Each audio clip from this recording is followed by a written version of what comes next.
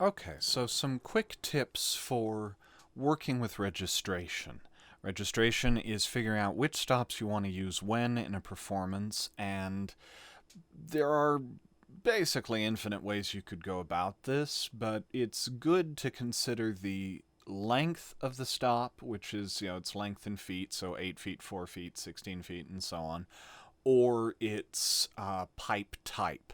So there are flute pipes, there are string pipes, there are principal pipes, and there are reed pipes and mixture pipes. There are also various other varieties, but these are the most common and the kind you find in most software like Organteq or Hauptwerk.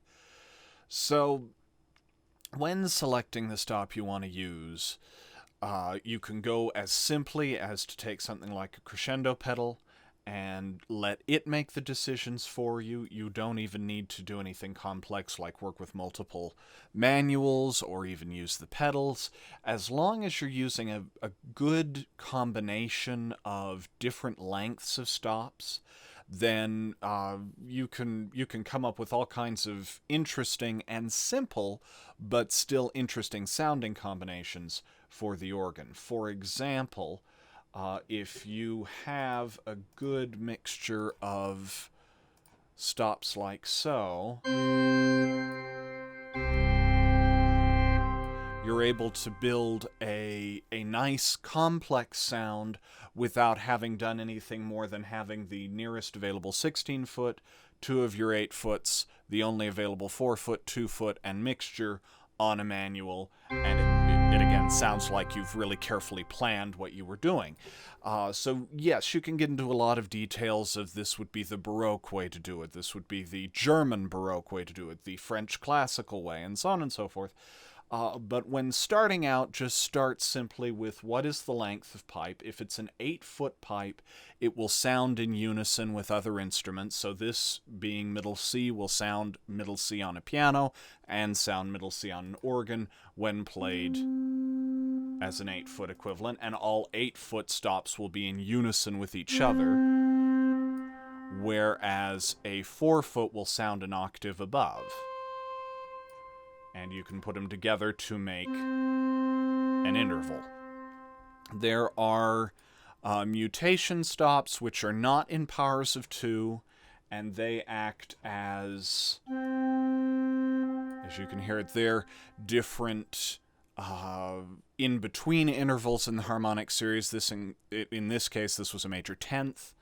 And then mixture stops are groups of mutation stops that in this case this means there are 5 ranks of pipes working together,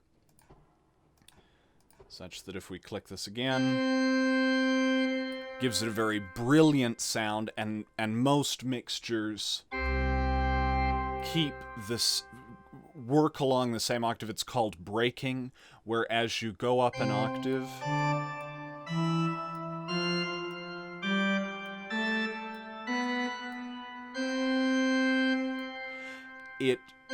the C here and the C here use the same pipes on the mixture than they do on the 8-foot.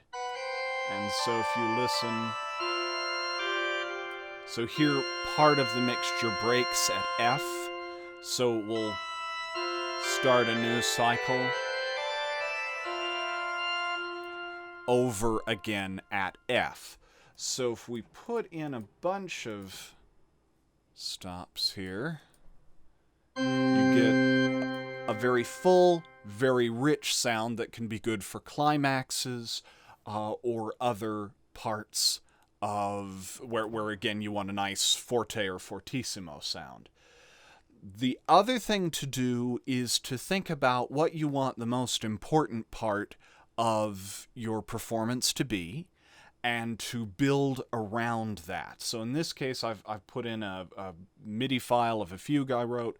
This is just the intro that I sequenced earlier, and I'm going to want the this whole manual. We'll just do one manual to keep it simple. This whole manual to have all or most of the stops engaged by the end of it, And since it's a fugue, I want to add a couple of stops every time a new voice comes in. So my plan is start with this, which is a flute stop. Flute stops are designed to imitate woodwind instruments. String stops are designed to emulate string instruments. Principal stops are just pure organ sounds. They're sounds only an organ can make. And then the reed stops, which are usually on the other side here, and sometimes on different organs marked in red, are both a pipe and a resonator, which makes them substantially louder than other stops. So we'll begin, again, we'll start with this 8-foot flute, then bring in this 4-foot, then this 8-foot, the 16-foot, fill in with the other 8-foot stops, and then bring in these higher stops, the mixture, and maybe the one reed on this division.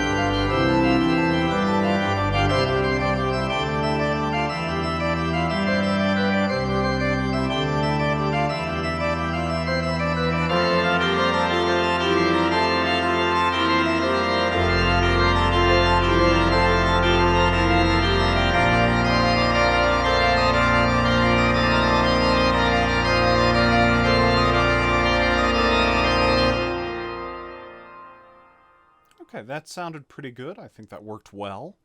And it's that kind of thing. Again, registration, think of it entirely as just the personal way you want to express the organ sound as you're playing it. So experiment, try different combinations, and just as you're beginning with registration, just be thinking through how do I want this to sound and try and get the organ to make the sound that way. As a pianist, when you sit down at a piano, you're going to use the weight of your fingers and your hands as you play to try and give expression to what you're doing. With an organ, it's not the same, that the weight with which you're playing changes how the instrument sounds. You have to plan and decide which stops speak and which don't at any given time. And then you can build that into whatever combinations and programming of the organ you want, so that you can just sit down and basically the organ plays itself. But you have to plan through how you want it to sound. And when you do that, there's no wrong way to decide how you want it to sound, but you want to have thought through what it's going to do and how, and build the sound that you want.